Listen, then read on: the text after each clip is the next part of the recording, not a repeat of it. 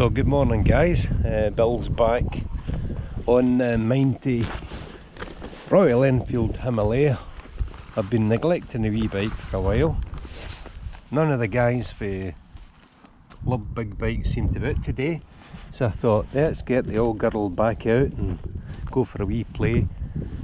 Now, to use the word mighty for a 400cc bike may be a wee bit over the top for some folk, but generally this wee bike will do anything, well 90% of the stuff that the big adventure bikes will do. You've seen me running a bit in the 1290 KTM and the new 790 KTM. Granted, they'll do things a bit faster, the big bikes, and look a bit more eloquent, but this wee bike just chugs along and does everything it says in the tin. So I'm out here myself, and I thought I'd pick up some local lanes and re-familiarise myself with the wee bike, because I have been neglecting her. So I thought let's just get out for a play and see how we get on.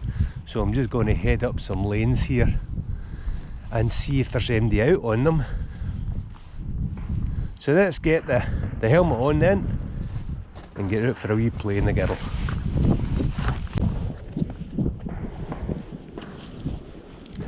So the main thing about this bike when you're riding it is don't be too demanding in the throttle. Let the revs build up gradually and keep a momentum going.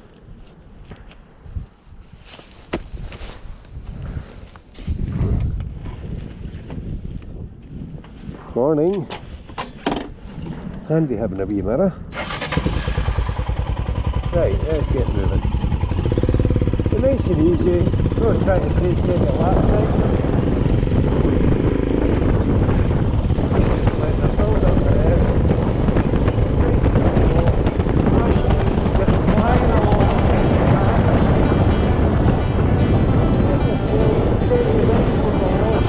It's a long screaming about everywhere, but you get it yourself. Steady, chug along. Really ask yourself, what is your man doing? Why is the motor blood just down the road?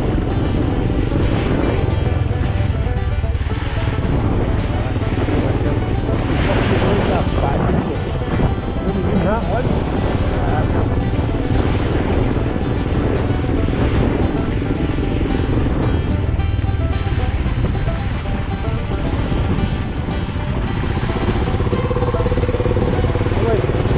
Chugging along here.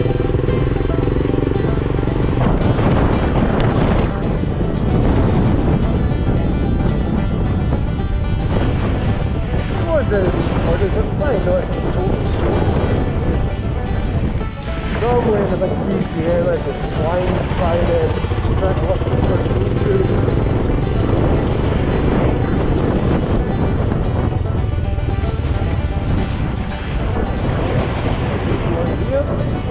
I'll just take it nice and easy and go up the big mountain. Oh, what do you keep up there? Let's have a look. Came right up to here, that one came. Bandit. Anyway.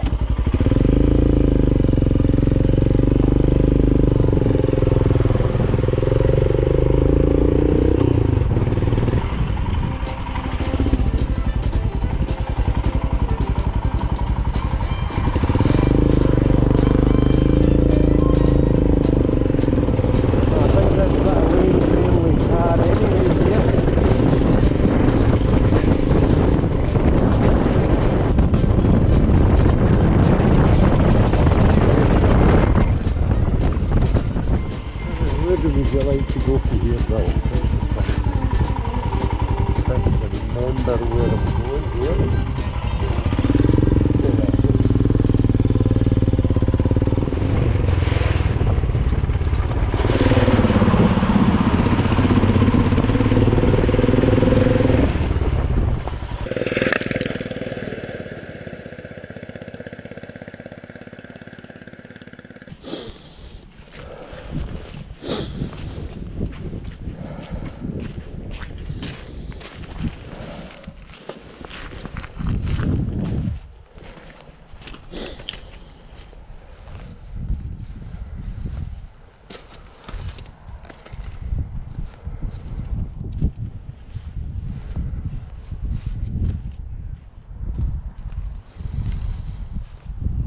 So it would appear that I've lost the tail end of my seat here. I've been up and down these lanes looking for it, but couldn't find it, so I thought I'd just do a wee puddle pose just out of boredom really. Cheers. Let's get going.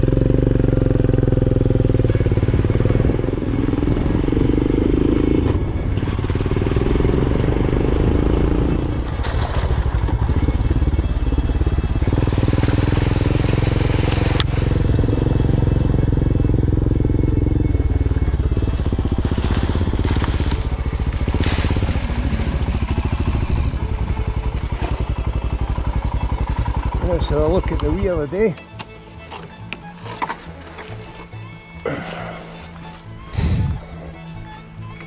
Oh, it's kind of flowing fast, and with the heavy rain the water level's up, so as much as I love the water, I think that is a bit silly to attempt this one today.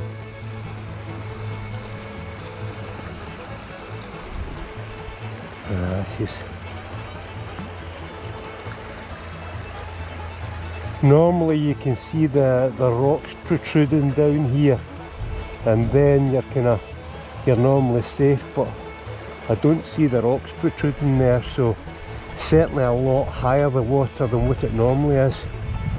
So better part of Allah, I've sunk that many bikes in bloody water crossings. I know now, especially when I'm at myself, I'll just give that a wee miss.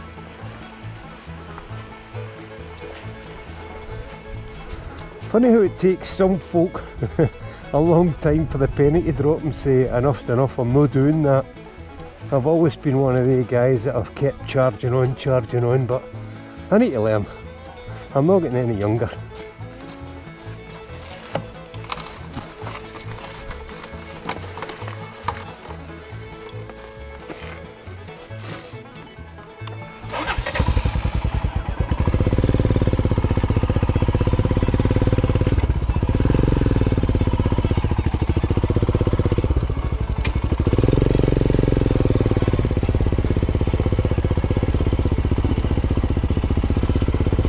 Not sure where this wee path goes, but let's just go along and find it.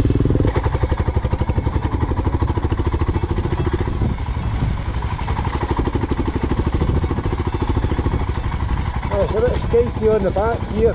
I'm letting it chug along in second rather than dropping it to first, because I'm going to lose traction on first. It's fair spinning just now. It's bumping out.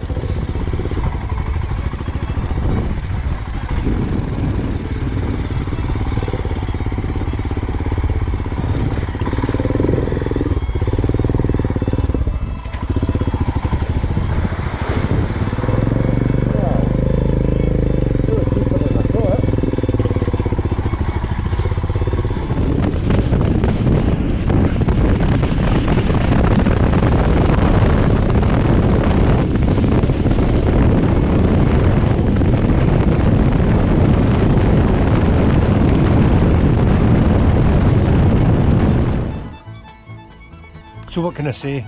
Back at base camp with the wee Royal Enfield Himalayan. So guys, that's me back home. I was out in the wee Royal Enfield Himalayan today. Felt a bit guilty. When I looked around the garage, I thought, oof, the wee bike's not getting used very much.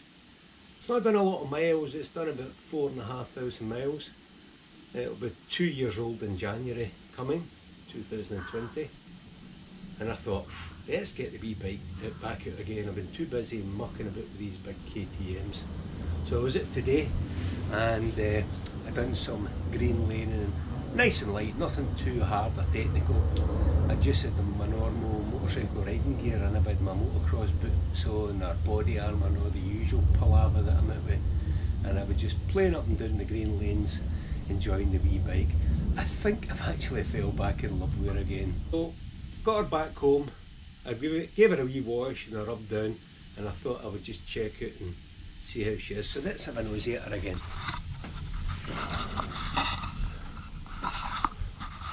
So originally, when the bike was released they never had the pannier, so one of my pals fabricated these up for me, which done the job. Incidentally, I'd said earlier I've lost the seat on the trail today. Don't know what's happened. The double backing couldn't find it. So starting at the front, I've got a wee power takeoff here.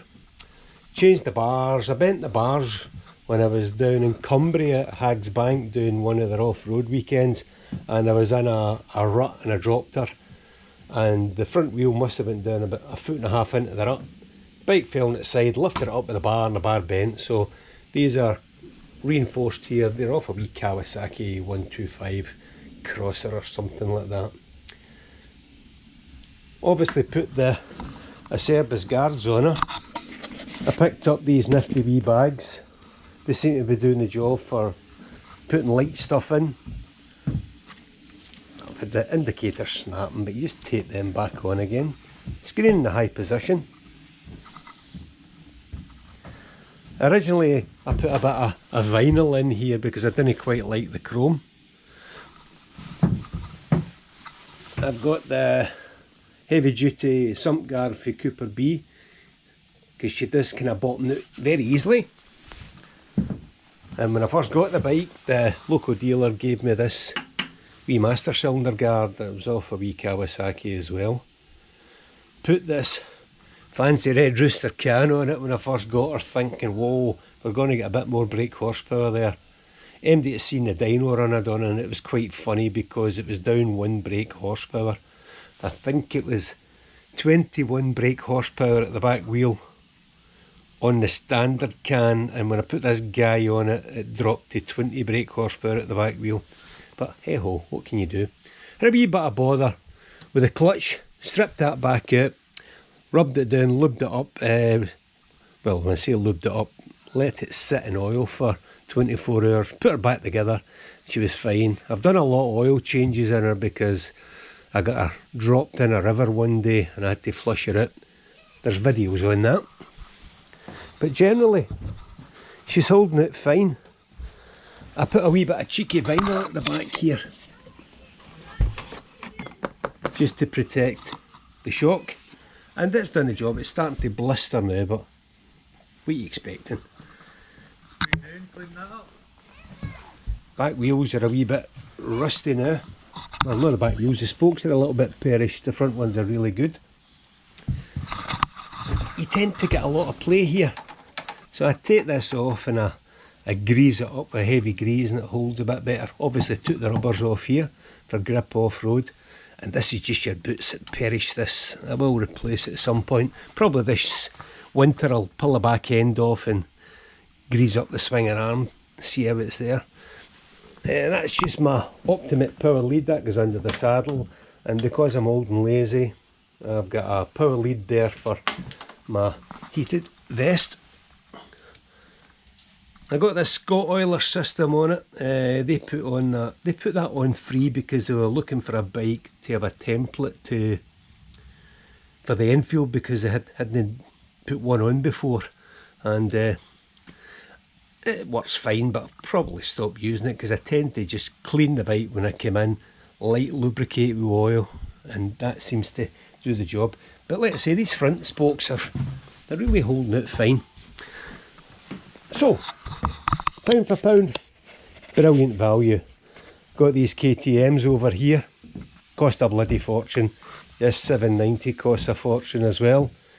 I could have had 3 or 4, well, I could have definitely had 4 Enfields for the price of either one of them by the time you put the extras on it.